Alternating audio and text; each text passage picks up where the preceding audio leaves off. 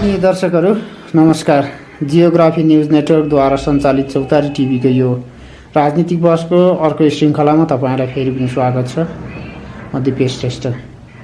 देशमा राजनीतिक परिस्थितिहरू चल्दै जाँदा बढ्दै जाँदा हरेक पार्टीहरू कति पार्टीहरू टुट्दै जाँदैछन् भने कति पार्टीहरू एकीकृत हुँदै गइरहेको अवस्थामा र धेरैले चुनावी मुद्दालाई एउटा जातीय धार्मिक पहिचानको कुराहरू गरे पनि साँच्चै नै कुनै पनि पार्टीहरूले चाहिँ त्यसलाई व्यवहारिकतामा नउतारेको अवस्थामा आज तपाईहरुको स्क्रिनमा मैले धेरैले चिनिरहनु भएको चिरपरिचित अनुहार नै हो उहाँ रघुवीर सिंह ठगुना, जो संघीय लोकतान्त्रिक मञ्चका उपाध्यक्ष तथा संघीय खसान मञ्च नेपालको उपाध्यक्ष रघुवीर सिंह ठगुना हुनुहुन्छ।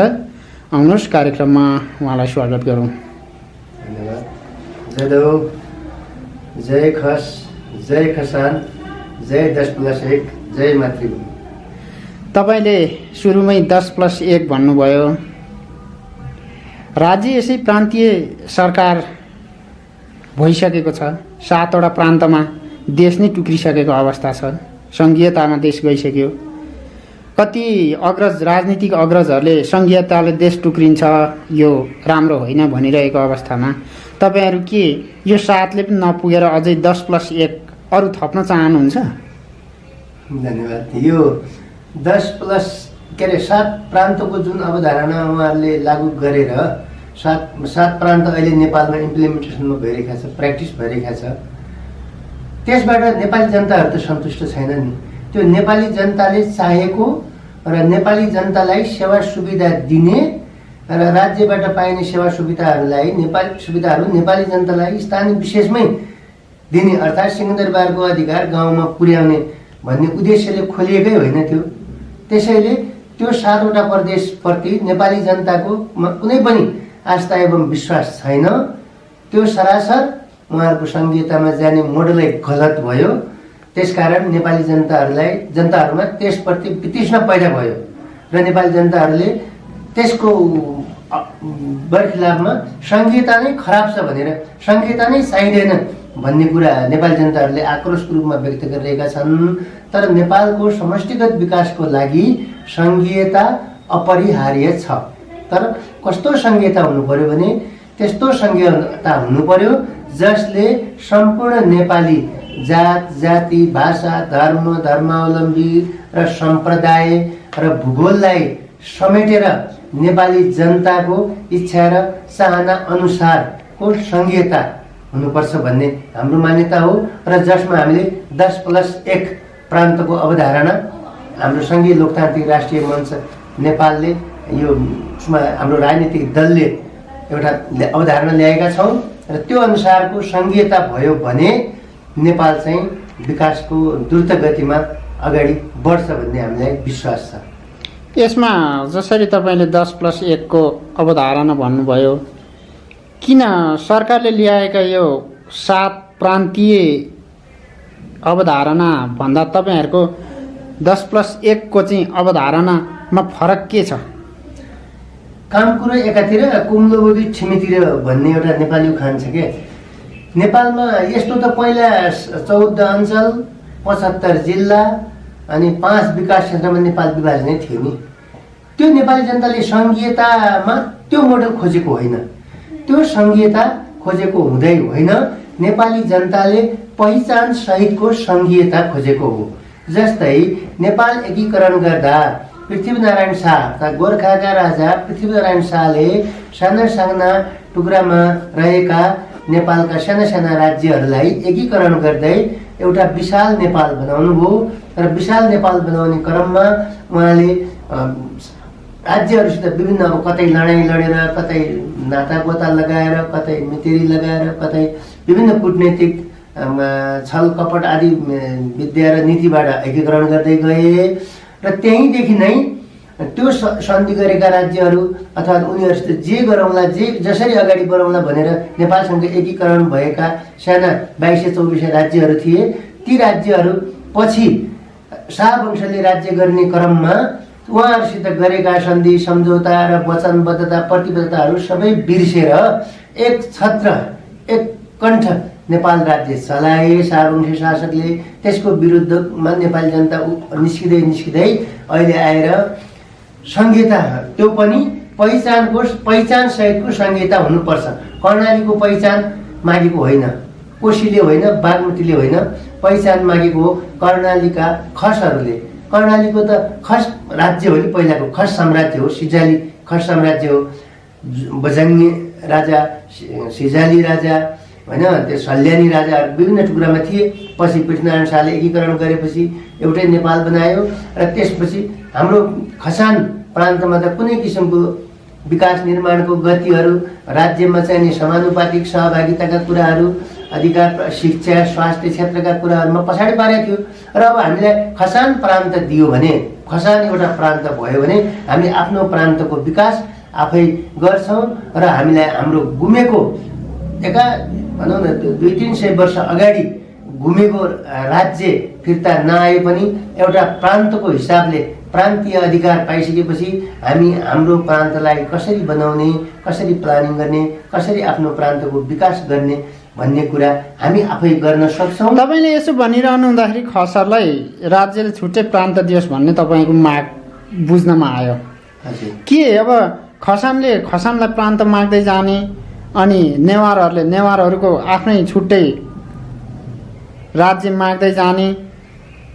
अब जस्तै आएर जातीयताको हिसाबले हेर्ने हो भनेदेखि दलित भनिएका अशुद्ध भनौँ न, उनीहरूले आफ्नो तरिकाले आफ्नो छुट्टै भाग माग्दै जाने हो भने के यो देश साँच्चै नै तपाईँ हामीले चाहेको जस्तो विकास हुन्छ? यहाँनिर बुझाइ फरक पऱ्यो है हजुर। हामीले खस प्रान्त मागे होइन, खसान प्रान्त भनेको के? खसान भनेको भूगोल हो, एउटा किसिमको भूगोल हो। त्यो भूगोलभित्र बसोबास गर्ने विभिन्न जात जाति भाषा धर्म सम्प्रदायका मानिसहरू बस्छन्। खसान प्रान्त भनेको भूगोल, एउटा खसान प्रान्तको भूगोलको नामबाट नामाङ्कन खोजेका हुन्। नामाङ्कन मात्रै खोज्नु भएको हो र त्यसमा राज्य सञ्चालनमा हाम्रो समावेशी तरिकाले हुन्छ। नेपालको संविधानले अहिलेको संविधानले दिएका राम्रा उपलब्धि भनेको संघीयता, गणतन्त्र, धर्मनिरपेक्षता र समावेशी लोकतन्त्र। अनि हाम्रो प्रान्तमा जातीय जनसङ्ख्याको अनुपातमा समानुपातिक समावेशी प्रतिनिधित्व प्रणाली हरेक क्षेत्रमा, राजनीतिमा होस् या कर्मचारी तन्त्रमा या विकास निर्माणमा होस्, हरेक क्षेत्रमा समावेशी गर्छौँ।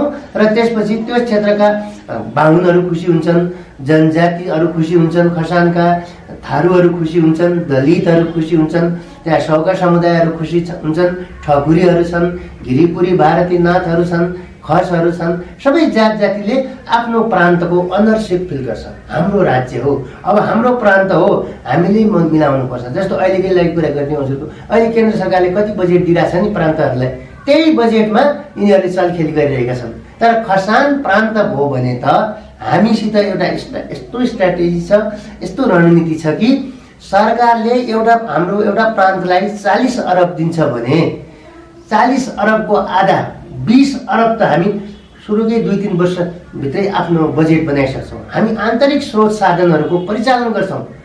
आफ्नो प्रान्तलाई सधैँ केन्द्रको बजेटमा भर परेर बाँच्ने स्थिति ल्याउँदैनौँ नि। सबैले मेरो राज्य हो, हाम्रो हो भन्ने भावना पनि अहिले त त्यो त भएन। अहिले त राज्य त लगेर कहाँ राख्यो थाहा छ हजुरलाई? पहाडका सबै राज्यहरू लगेर तराईमा राख्यो। हामी त यिनीहरूलाई पहाडहरूका हत्यारा हुन् अहिलेका शासकहरू त।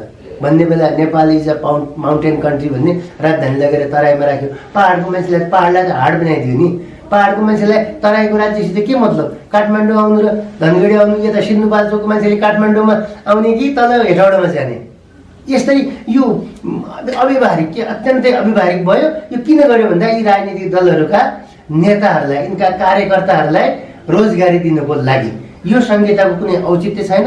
यो मोडलको संहिता, यो तरिकाले गर्ने यो संहिता यो आवश्यक पनि छैन भन्ने नेपाली जनताले जुन कुरा गरे त्यो जायज हो। किनकि यिनीहरू नेपाल र नेपाली जनताको विकास र समृद्धिका लागि काम गर्ने उद्देश्यले यी 7वटा प्रदेश खोलिएकै होइनन्। प्रदेश कि प्रदेश भन्छ, हामी त प्रान्त भन्छौँ होइन।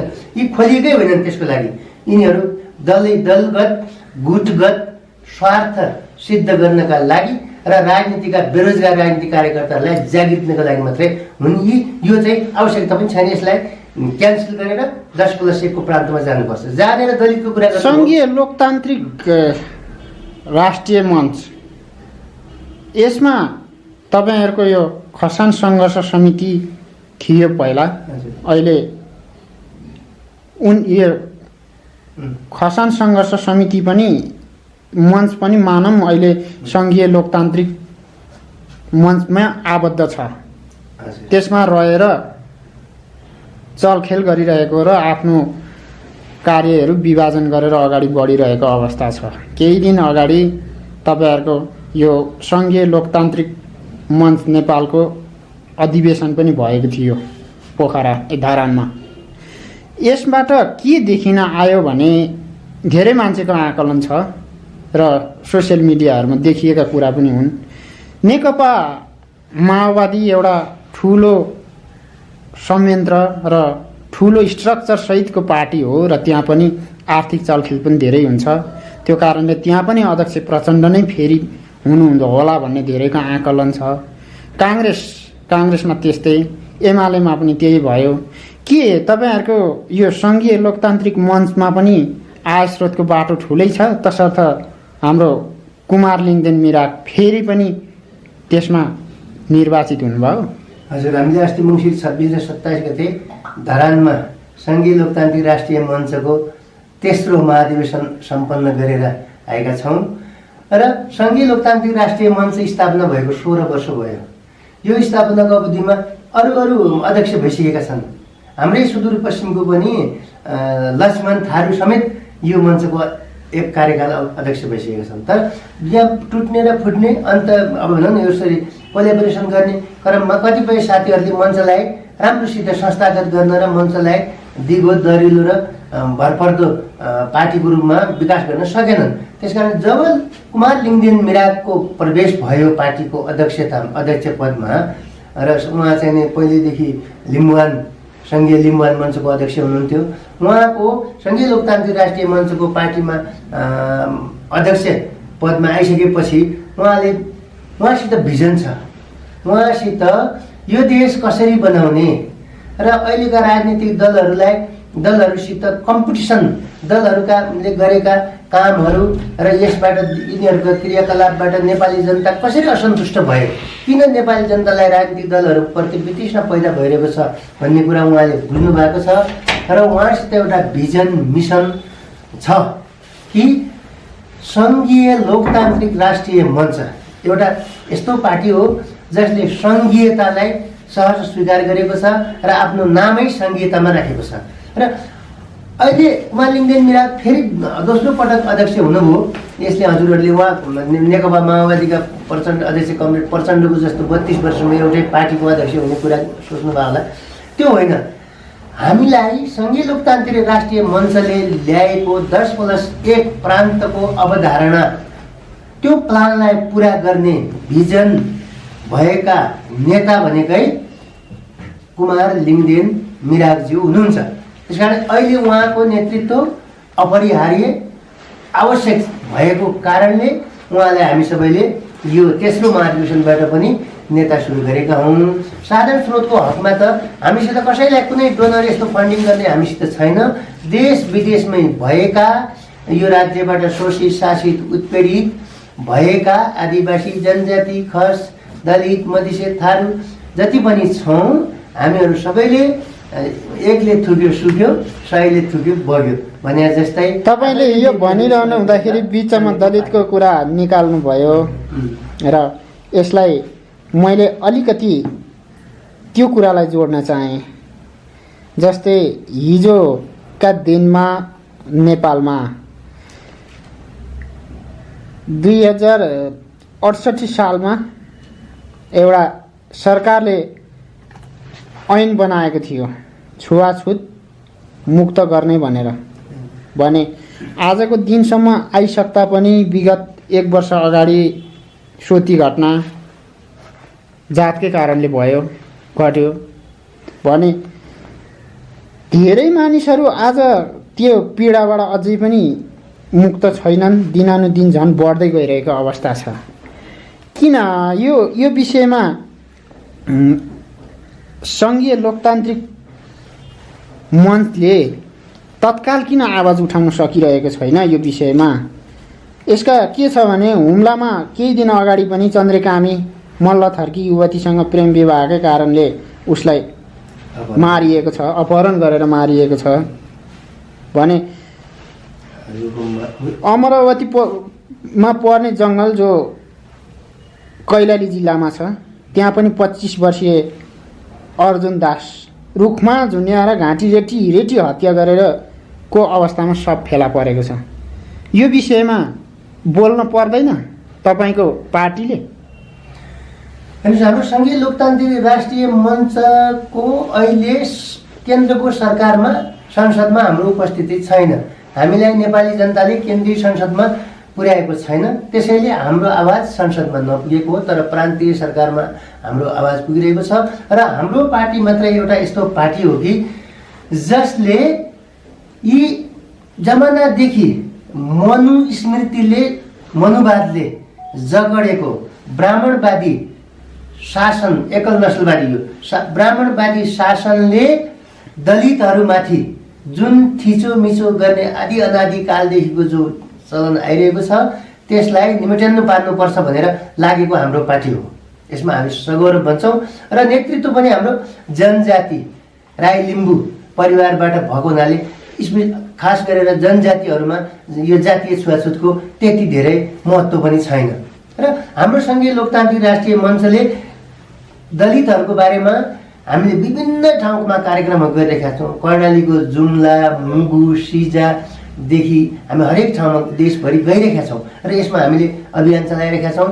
त्यसको लागि त्यही जातीय छुवाछुत अन्त गर्नको लागि हामीले 10+1 प्रान्तको अवधारणा ल्याएको हौँ।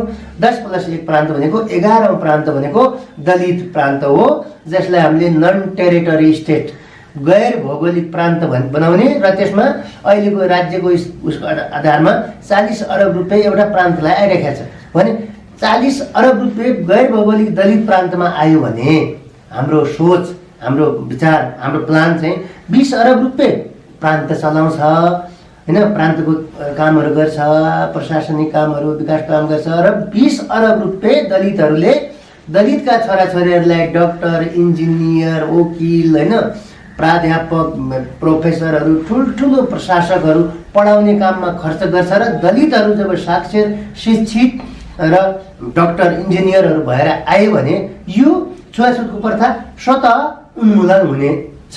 तर अहिलेको यो हाम्रो ब्राह्मणवादी शासनले यस्तो अवसर दिन चाहिरहेको छैन, किनभने यदि दलित अगाडि बढ्यो भने, यदि जनजातिहरू अगाडि बढे, यदि थारूहरू अगाडि बढे, यदि खसहरू अगाडि बढे भने उनीहरूले सदियौँदेखि पाइरहेको राज्यको सान, मान र सम्मानमा क्षति पुग्छ भन्ने कुरा उनीहरूले हामीले भन्दा राम्रो बुझेका छन्। र मैले कैलालीकै कुरा गर्नुहुन्छ, कैलाली जिल्ला विकासदेखि लिएर अहिलेको त्यहाँको संसद भवनमै छुवाछुत मुक्त जिल्ला कैलाली भनेर लेखेको छ।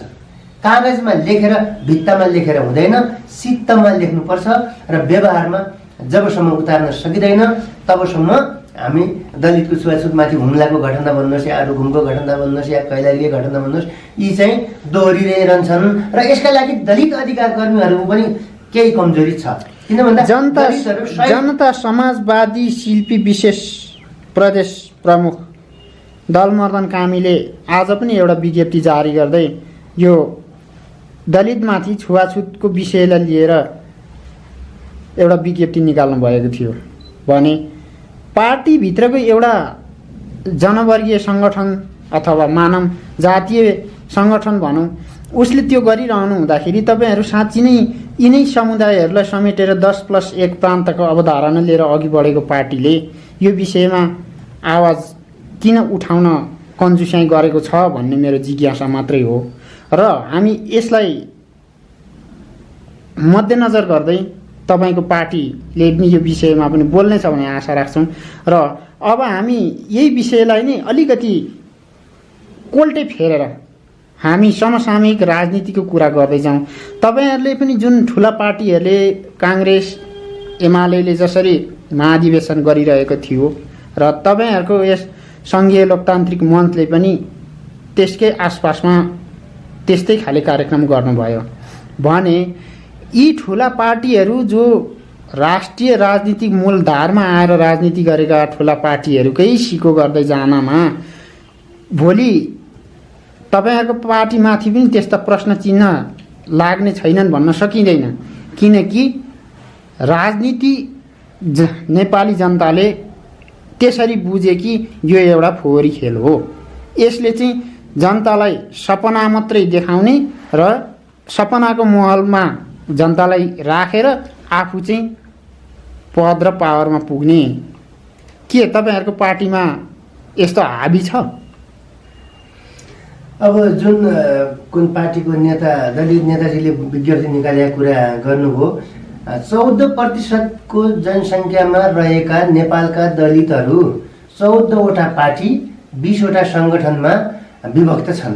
यसरी विभाजन र विभक्त भएका दलितका सीमित मात्रै छ नि। शिक्षा त दलितमा त साक्षरता त कम छ, रेट शिक्षित त कम दलित प्रतिशत छ होइन। यसरी उहाँहरू 14वटा पार्टी र 24वटा टुक्रामा टुक्रिएर जतिसुकै उहाँहरूले त्यो गराउन् होइन, विज्ञप्ति निकालौन्, भित्ता नै ठोकाउन्, केही हुनेवाला छैन। खोदा पहाड निक्ला चुहा, केही पाउनेवाला छैनन्। त्यसरी दलितहरू सङ्गठित भएर एक ढिक्का जबसम्म हुँदैनन्, एकले सुकी थुकी सहिले थुकी बगी भने जस्तो हुँदैनन्, तबसम्म दलितको कुरा, दलितको विकास होला भनेर कल्पना गर्न बहुत कठिनको कुरा छ। त्यो ठुला दलित नेताहरूले पनि बुझ्नुहुनेछ यो कुरा ढिलो चाँडो। अब जानेर महाधिवेशन काङ्ग्रेस अरू ठुला दलहरूले गरिरहेको मितिमा तपाईँहरूले पनि उहाँहरूले गरिरहेको स्टाइलमा गर्नुभयो भन्ने कुरा आयो। नेपालको संविधान 2072मा व्यवस्था गरेको राजनीतिक दल सम्बन्धी ऐन र निर्वाचन आयोगको नियमावली अनुसार राजनीतिक दलले आफ्नो 5 वर्षमा महाधिवेशन गर्नुपर्ने, नियमित चुनाव गर्नुपर्ने होइन। त्यो एउटा राजनीतिक दलले गर्नुपर्ने न्यूनतम टर्म एन्ड कन्डिसन अन्तर्गत हामीले पनि त्यो महाधिवेशन मङ्सिर 26 र 27 गते गरेकै हौँ र सफल पनि भयौँ। अब जहाँसम्म काम गर्ने वर्किङ मोडालिटीको कुरा छ, अन्य दलहरूको भन्दा सङ्घीय लोकतान्त्रिक मञ्च नेपालको डिप्लोमेन्ट स्ट्राटेजी र हामीले बोकेको दर्शन, हाम्रो अर्थनीति फरक छ। हामी अरूले कसैले समाजवाद, कसैले मार्क्सवाद, लेनिनवाद, माओवाद भनिरहेका छन्, विभिन्न दर्शन बोकेका छन्। हामी सामुदायिक सहअस्तित्ववाद, सङ्घीय सामुदायिक सहअस्तित्ववाद। हामी एकले अर्का जातिको, आज विश्वमा लडाइँ छ, विश्वमा अशान्ति छ, नेपालकै राजनीतिमा पनि दल बिचमा तनाव छ, मनमुटाव छ। यो सबै भनेको हुनुको एउटै कारण हो, एकले अर्काको अस्तित्व नस्वीकारेको कारण। प्रचण्डले ओलीको अस्तित्व नस्वीकार्ने, ओलीले माधव कुमार नेपालजीको अस्तित्व नस्वीकार्ने, माधव कुमार नेपालजीले बाबुराम भट्टराईजीको अस्तित्व नस्वीकार्ने, काङ्ग्रेसभित्रको त्यो अन्तर्मन कम्युनिस्टभित्रको त्यस्तै काङ्ग्रेसभित्रै पनि प्रधानमन्त्रीजीको अर्कासितको एकले अर्काको अस्तित्व नबुझ्ने र एकले अर्कालाई निमेट्यान्ने पार्ने। जस्तै भारतले पाकिस्तानको अस्तित्व नस्वीकार्ने, पाकिस्तानले भारतको, अब भारतले नेपालको यत्रो चोक्टो त हो, नेपाल सानो भन्ने, नेपालले भारतको अस्तित्व नस्वीकार्ने। यस डाटुलाई काठमाडौँले भक्तपुरको यस्ता तल तराईमा लगेर हेर्नुहोस् त, यत्रो पहाडको देशमा 7वटा प्रान्त मध्ये हजुरको 5वटा प्रान्त त तल तराईमा छन्, एउटा प्रान्त पोखरादेखि बाहेक सुर्खेत पनि नेपालगञ्जको छेउमा हो। अब यसरी गरेका प्रान्तहरूले नेपाली जनता सन्तुष्ट छैनन्। हामीले के भन्यौँ, पहिचान सहितको संहिता हुनुपर्छ। पहिलो संविधान सभाको राज्य पुनर्संरचना त्यो छ नि समिति थियो, संवैधानिक संवैधानिक राज्य पुनर्संरचना समिति बाबुराम भट्टराईजीको संयोजकत्वमा, उसले त 10+1 प्रान्तको अवधारणा त्यो संवैधानिक समितिबाट पास भएको छ नि। त्यो लागू भइदिएको भए, त्यो लागू गरिदिएको भए आज नेपाली जनता संहिताप्रति रुष्ट हुने थिएनन्। त संहिता नेपाली जनताको इच्छा चाहनाको विरुद्धमा दलहरू र नेताहरू केन्द्रित रहेर संहिता गएको हुनाले भयो यस्तो, र हामी भनिरहौँ। त्यही भएर हामी 10+1 को प्रान्त बनाऊ। साधन स्रोत हामीसित छ, पहिचानका 5 र सामर्थ्यका 4 आधारमा नेपालले 11 प्रदेशमा देश धान्न सक्छ भनेर त्यो संविधान सभाको समितिले पास गरेको छ। अब जहाँसम्म साधन स्रोतको कुरा छ, हामीसित साधन स्रोत त प्रस्तुत छ नि। यदि कर्णालीमा जुम्लाको सिजामा खसान प्रान्तको राजधानी बनायौँ, कालीकोट, जुम्ला, हुम्ला, मुगु, डोल्पाहरू जिल्ला त्यहाँभित्र राखेर राजधानी बनायौँ भने के जुम्लामा स्रोत छैन? एउटा राज्य पाल्नको लागि त्यहाँ छैन? 12औं शताब्दीमा चल्लमल्लहरूको पालामा खसान राज्य त्यो चल्या थियो नि भन्दा आज साधन स्रोत छैन त्यहाँ। हेर्नुहोस् त, तल राखेर त्यहाँ भए एउटा सहर कहाँ निर्माण हुन्थ्यो? सिजामा हुन्थ्यो।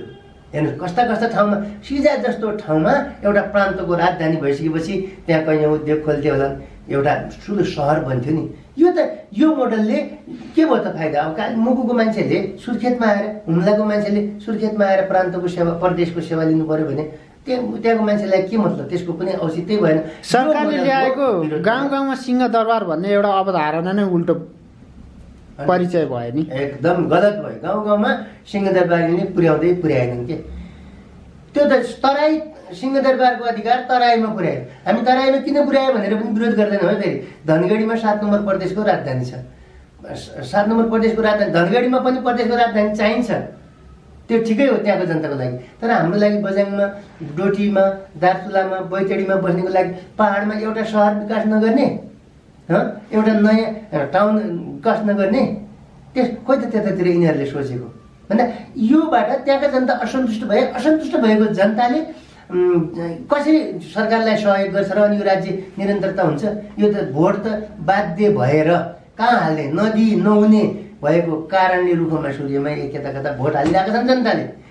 अब बिस्तारै नेपाली जनताले यो कुरा बुझ्दैछन् कि यसले यो हाम्रो लागि प्रत्युत्पादक भयो, पहाडहरू नङ्गा हुने भए, पहाडहरू सुक्ने हुने भए भनेर बुझ्यो। जस्तै उदाहरणको लागि तपाईँलाई म भन्छु, बिजुली दार्चुलामा करिब 50 मेगावाटको बिजुली उत्पादन भइसक्यो। जुन खोलाबाट 50 मेगावाटको बिजुली उत्पादन भयो त्यसलाई हाइटेन्सन लाइन जोडेर अत्तरिया ल्यायो। अत्तरियाबाट नेपालगञ्ज दाङसम्म बिजुली विस्तार भयो। तर दार्चुलाका जुन खोलाबाट बिजुली आयो त्यहाँका जनता अहिले पनि बत्ती मुनि छन् नि। कुलमान घिसिङलाई हामी कुशल प्रशासक भन्छौँ, तर त्यहाँका गाउँका मुनि त बत्ती छैन। हेर्नुहोस् अन्धकार छ। माछा खान्थे बिचरा होइन, स्थानीय माछा खोलामा मारेर त्यो पानी डुँडमा हाल्यो अनि खेतमा सिँचाइ गर्थे, घट्ट घुमाउँथे त्यही पानीले। त्यो त सबै उहाँहरूले पानीको बिजुलीमा हालिसकेपछि त स्थानीय पाइरहेको आफ्नो खोलाको हकभोग गरिरहेका जनताले त्यही पनि नपाउने अवस्था यो यिनीहरूले सिर्जना गरे नि। हजुर पहाड त चाहिने रहेछ त नि। 50 मेगावाटको बिजुली दार्चुलामा उत्पादन हुन सक्ने, त्यसले धनगढी, महेन्द्रनगर, कञ्चनपुर, सुर्खेत, नेपालगञ्ज, दाङसम्म झिलिमिली बिजुली हुन सक्ने रहेछ। तर त्यहाँ प्रदेश बनाएर त्यो ठाउँमा विकासका गतिविधिहरूलाई अगाडि बढाउन सक्थ्यो कि सक्दैन थियो?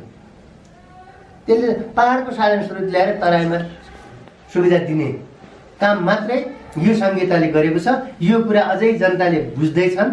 जुन दिन राम्रोसँग नेपाली जनताले बुझ्लान् त्यो दिन यहाँ अर्कै स्थिति होला। उदाहरणको लागि भन्नुहोस्, हामीले जुम्लाको मान्छे, जुम्लामा त अहिले कलेज बन्यो है। हेर्नुहोस्, अब हामी सेतीमा अगाडिका मान्छेले एउटा एसए पढ्छौँ, एउटा ओभरसेयर पढ्छौँ भनौँ, एउटा राम्रो प्राविधिक शिक्षा लिन्छौँ भने कहाँ आउनुपर्छ? काठमाडौँ।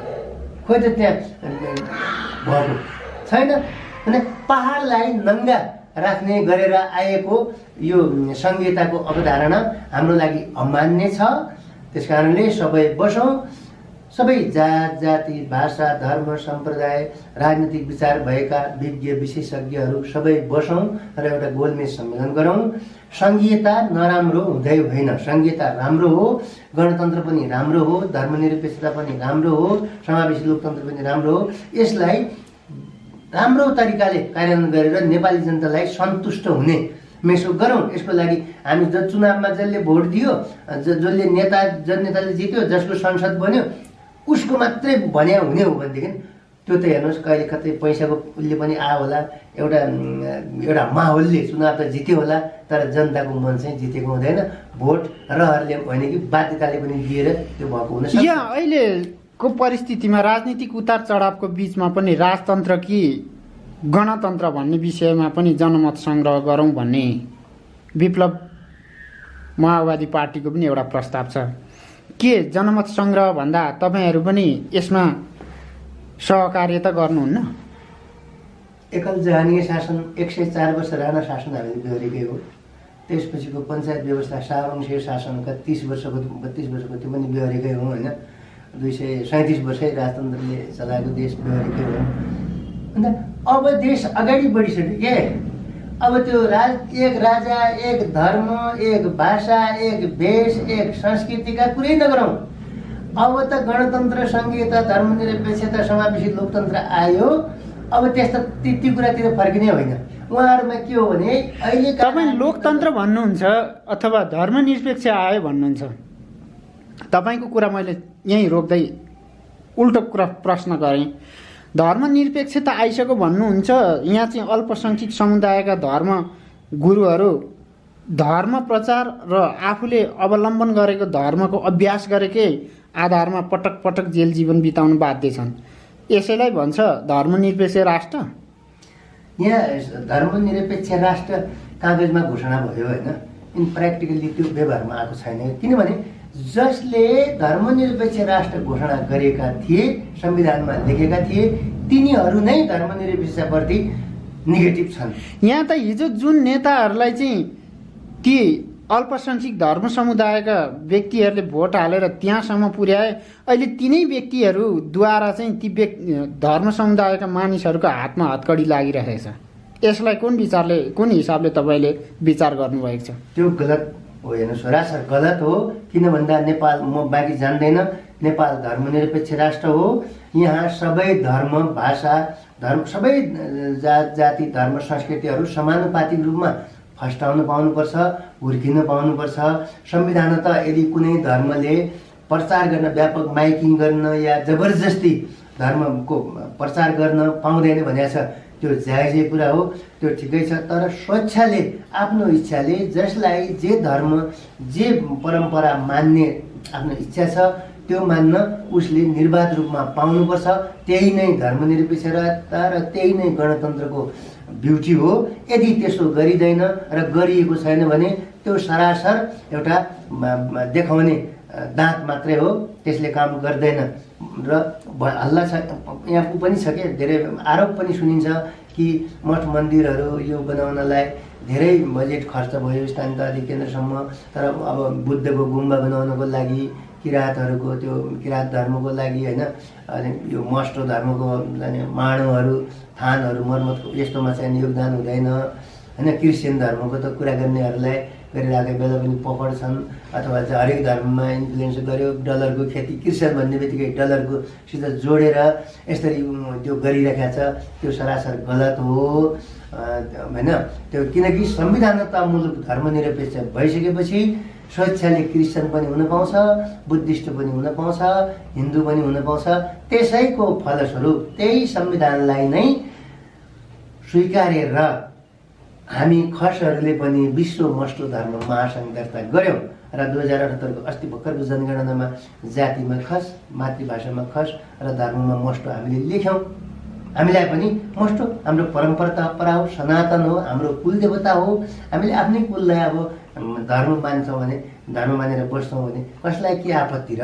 तर के भन्छन् थाहा छ, दोस्रो के भन्छ, यिनीहरू त क्रिस्चियनको डलर पाएर। मैले त हेर्नुहोस् है, मैले क्रिस्चियनको मैले अहिलेसम्म 2 पानाको किताब पनि पढेको पनि छैन, त्यो पढ्ने इन्ट्रेस्ट पनि राखेको छैन र म त्यो कतै चर्च सर्चमा गएको पनि छैन। तर भन्छन् कि क्रिस्चियनका डलर खाएर।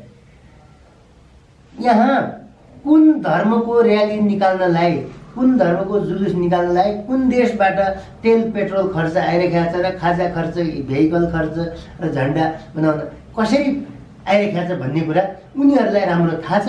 आफूले त्यसरी जुलुस निकाल्नलाई होइन, प्रचार गर्नको लागि पाएको कारण सबैले त्यसरी नै विदेशबाट पाइरहेका होलान् भन्ने यिनीहरूले दिग्भ्रमै, यिनीहरूले झुटो कल्पित आरोप लगाउँछन् र हामी सुनाउँदै दिन्छौँ कि प्रमाणित गरेर देखाउनुहोस् न त, हामी मस्टो धर्म मानिरहेछौँ, हामीलाई कसले कहाँबाट यहाँ छ, सबै थोक छ, तिहार छ, विशेष छ होइन, नागरिक समाज छ, पत्रकारहरू छन्, मिडियाहरू सब छ, राजनीतिज्ञहरू छन्, ब्युरोक्रेट्सहरू छन्, पत्ता लगाउने।